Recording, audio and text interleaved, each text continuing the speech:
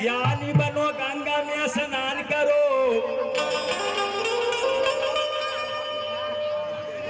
ज्ञानी बनो गंगा में स्नान करो, दानी बनो धर्म के बढ़ावो, जीने के लिए चाहतो है जीवन पर दया करो, और जोगी बनना चाहते हैं तो जरा कपट के दूर करो,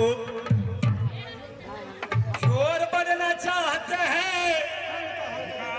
चोर बनना चाहते हैं तो कुसंगत में जाओ, अगर आने के लिए चाहते हैं तो सच्चा दरबार में आओ। हरी आ जाइए, हरी के भाव सरकार लगे हमारा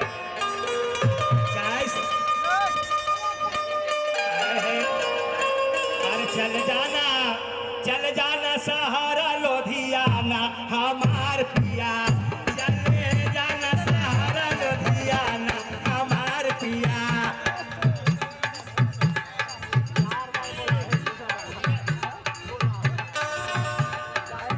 ए हमार पिया, ए हमार पिया,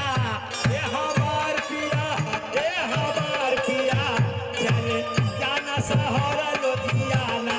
हमार पिया।